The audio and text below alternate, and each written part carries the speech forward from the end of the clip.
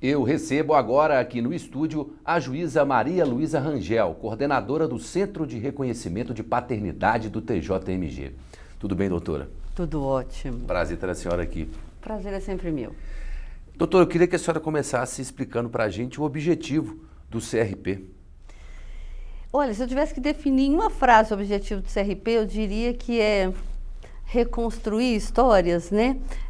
Ou a gente poderia dizer assim, devolver alegria para as pessoas, colocar um sorriso no rosto de uma criança ou de um adulto, porque é isso que a gente faz lá diariamente, é isso que a gente vê lá todos os dias. E isso se dá muito porque as pessoas buscam, né, colocar ali o sobrenome do pai, né, enfim. Explica esse lado tão importante que a senhora acabou de responder. Pois é, o CRP, na verdade, é o seguinte, eu diria assim, que o nosso carro-chefe são os bebês recém-nascidos.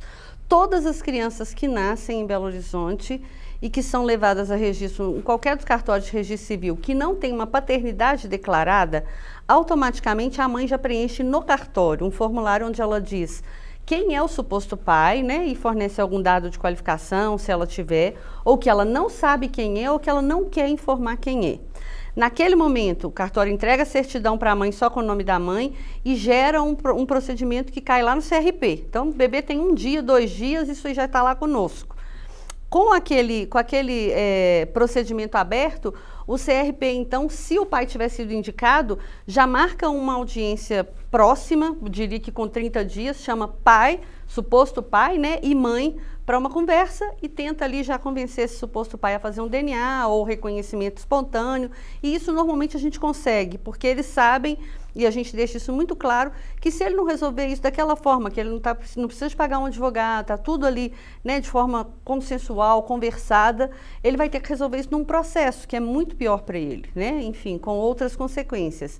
Então a gente consegue caminhar por aí. Se a mãe não indica quem é esse pai, aí o caminho, então, a gente chama só a mãe, a gente não desiste dela não, a gente chama, vai entender os motivos dessa mulher para não indicar, porque às vezes é uma mágoa, porque esse homem, né, abandonou ela nesse momento, enfim, a gente percorre esse caminho.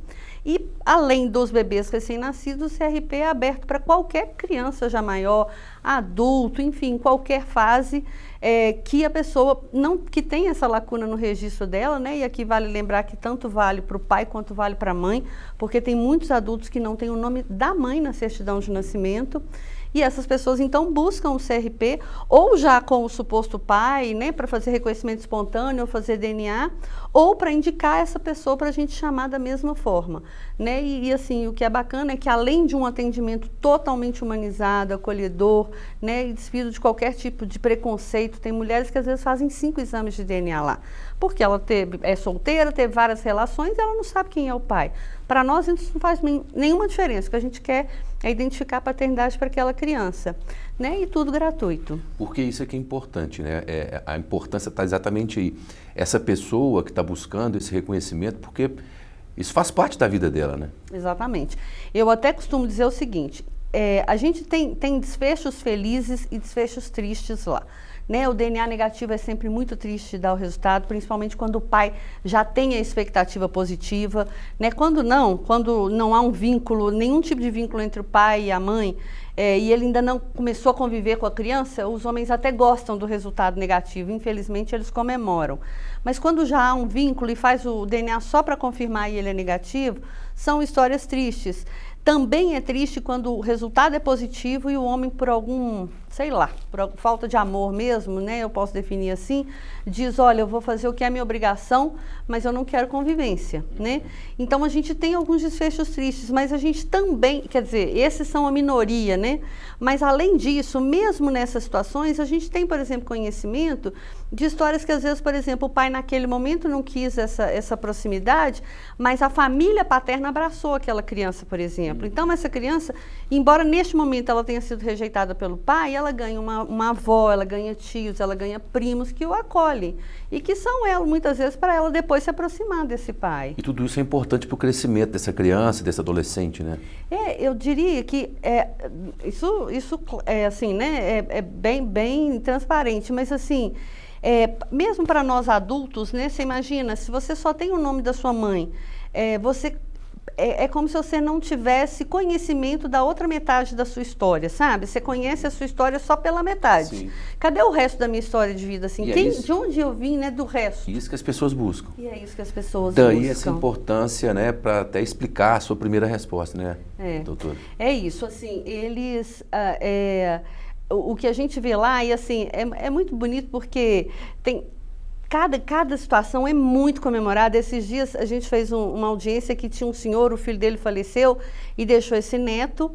E eles quiseram fazer o DNA assim mesmo, e aí foi a família inteira para buscar o DNA. E foi bonitinho, porque o menino já tem uns 9 anos assim, e o avô estava com a foto do filho falecido. A gente até tirou, eles pedem às vezes, porque a gente tem um painel de fotos lá de alguns casos assim, né, mais bacanas.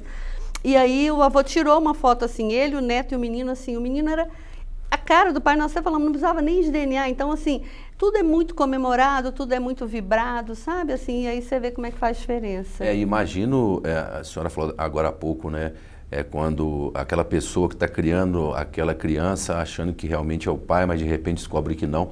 Felizmente são poucos casos, né, geralmente os resultados finais são sempre bacanas. Foi importante também a senhora falar que isso vale tanto para reconhecimento do nome do pai quanto da mãe também, né? E detalhe, você falou isso, eu me lembrei de um outro ponto. Muito importante a gente lembrar que o CRP também faz reconhecimento de paternidade socioafetiva. É o pai do coração.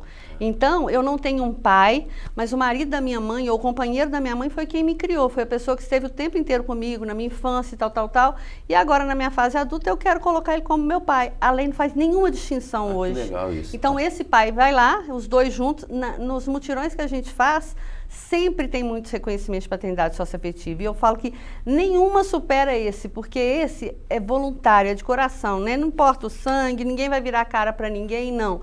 Eles vão lá e fazem, sabe? Você contou essa da questão triste, você vê como é que é um trabalho diferenciado. Numa ocasião, a gente foi divulgar um resultado de DNA de um pai.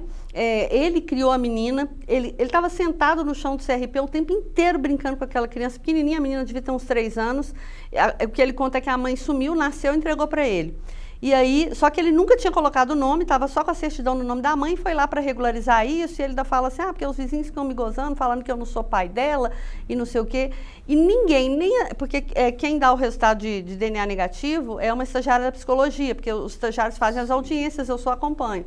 E em algumas mais conturbadas eu faço. E aí os meninos falaram, doutora, a gente não tem coragem de dar o resultado para esse pai, o DNA era negativo. Nossa. E eu olhava aquele homem brincando com aquela menina de boneca sentado no chão, falava, como eu vou contar isso para ele? Enfim, tive que contar. E assim, foi muito triste, mas aí o que eu disse para ele naquele mesmo momento? Eu disse para ele, o senhor é o pai dela, ela não pode ter o sangue do senhor, mas o senhor é o pai dela. Aí ele falava assim, mas eles vão me tirar ela, doutora. Aí naquele momento, eu me lembro que naquela hora eu liguei para a Defensoria Pública, conversei com a Defensora Pública Geral na época, falei para ela que eu preciso de um atendimento assim, para hoje, diferenciado, separado, para garantir que esse pai não perca essa menina. E aí dali ele já saiu, foi na Defensoria, porque eu fiquei imaginando, até esse homem conseguiu um acesso para a Defensoria, para conseguir que entre com uma ação, né, de reconhecimento de paternidade socioafetiva. Então, assim, é muito bonito trabalhar com esse projeto por isso, sabe? Porque a gente consegue esse olhar individual para cada caso e tentar uma solução realmente para cada situação daquela. O CRP em Belo Horizonte foi criado em 2011, né? De lá para cá são centenas, milhares de casos, são muitas histórias. Já falamos algumas curiosas aqui, existem outras, são milhares? Milhares e milhares de reconhecimento. Centenas a gente faz no mutirão, né? Um mutirão que a gente faz são centenas de reconhecimento.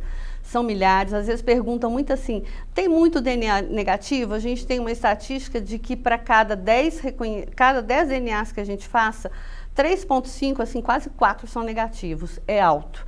Mas por que é alto? Isso explica exatamente a desconfiança às vezes, porque a maioria das pessoas que passam pelo CRP não tem uma relação estável, não são marido e mulher, não são um casal que namora há muito tempo, por isso a necessidade de buscar o CRP ou buscar um exame de DNA.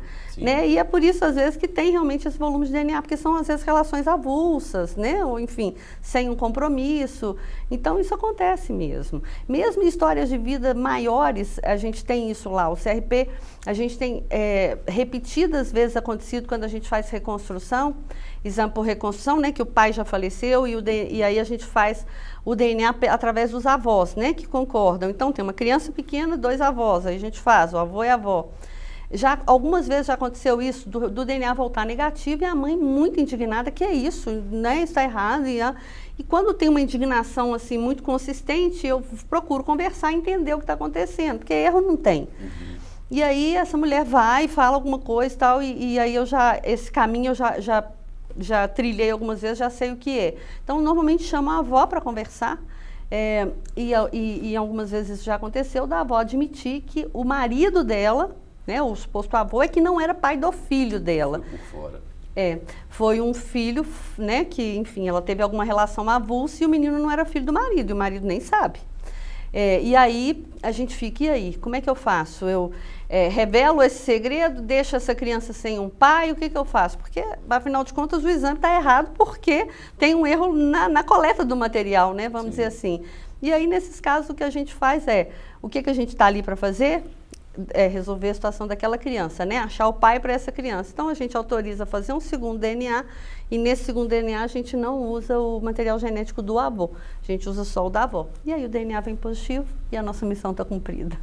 Nossa, que situações, hein? E assim, a final do ano, né, teve aquele caso que se destacou muito, que foi de uma senhora de 97 anos de idade, né? A dona Carmelita, ela passou a vida inteira ali querendo o sobrenome do pai, né?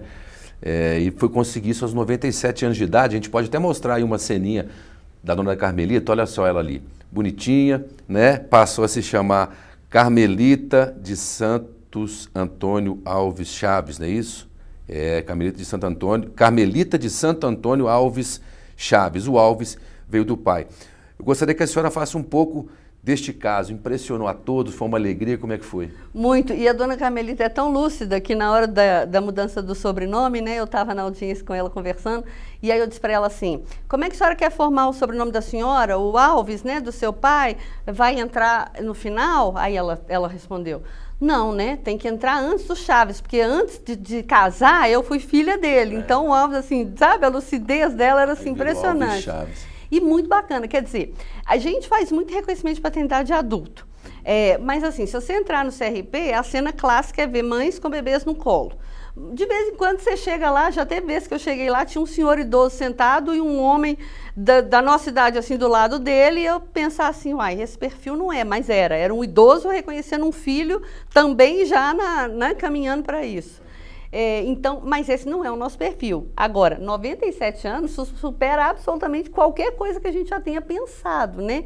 Em você conseguir dar essa alegria para uma senhora de 97 anos, foi realmente mágico, assim, para a gente foi um momento muito especial, né? E o CRP contribuiu muito porque às vezes a pessoa pode falar assim, tá, mas ela conseguiria isso de outra forma, não sei.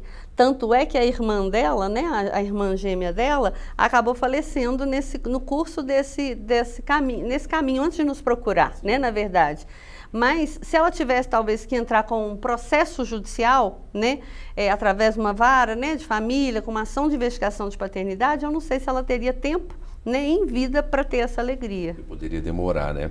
E aí esse sucesso todo levou a uma expansão, né? Em 2019, né, um CRP começou a funcionar em Santa Luzia e agora a ideia é expandir isso para todas as comarcas de Minas Gerais. São 298, já tem 2, né? Falamos BH, Santa Luzia, faltam 296. Como é que está esse processo? Pois é, olha, eu diria que desde que eu assumi o CRP, isso há 7 ou quase 8 anos atrás, era um sonho, assim, porque eu passei por comarcas do norte de Minas, né? Cidades, uma região muito sofrida, né? E que tem no entorno muitas, enfim, comunidades pobres, onde esse serviço seria absolutamente, assim, diferenciado, essencial, né?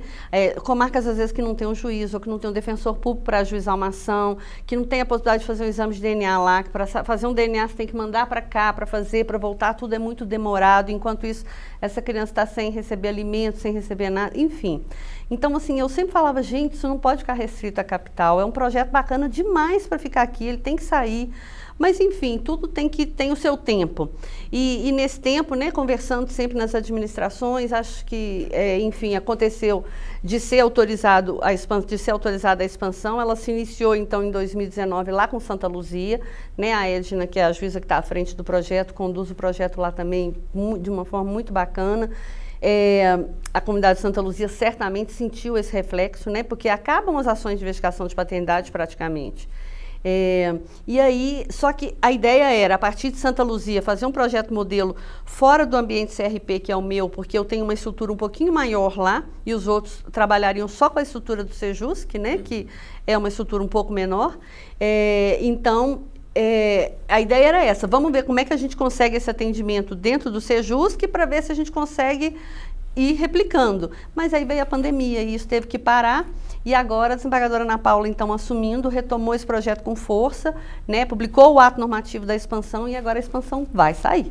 Agora o reconhecimento de paternidade ou paternidade para todos vai chegar em todas as comarcas. E qual seria a próxima? Dá para falar? Pois é, a gente sabe que eles vão escolher blocos de comarcas e fazer, então, por exemplo, são 10 aqui, vamos começar 10 agora, deu tudo certo, redondinho, deu, agora vamos para mais 10 e até a gente conseguir multiplicar tudo. Isso levaria quanto tempo? Pois, assim, na verdade, um tempo de adaptação de cada um, na verdade, né? Porque o que a gente vai fazer?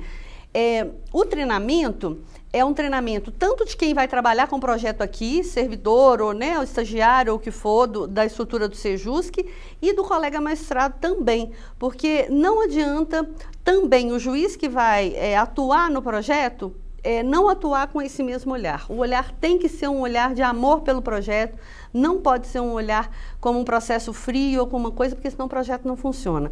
O que eu sei te dizer é que a primeira comarca que vai receber a expansão agora, nesse formato, é Muriaé. Olha, estamos contando em primeira mão. Estamos contando em primeira mão. Me autorizaram a dar o spoiler, eu vou dar. Que seria Muriaé e que vai ser em março. Não sei se junto com Muriaé quais outras vêm, mas que a primeira vai ser Muriaé e que é em março, isso me autorizaram a contar. Então, alegria em Muriaé. Bom, doutor, eu agradeço muito pela entrevista, foi muito bacana, esclarecedora. Espero ter a senhora aqui mais vezes. Sempre um prazer a gente poder trazer notícia boa, principalmente, sim, né? Tá? Conta sempre comigo, sim. Outras informações sobre o Poder Judiciário você confere no portal do TJMG e nas redes sociais do Tribunal. Os endereços estão na sua tela. Obrigado pela audiência, um abraço a todos e até a próxima edição.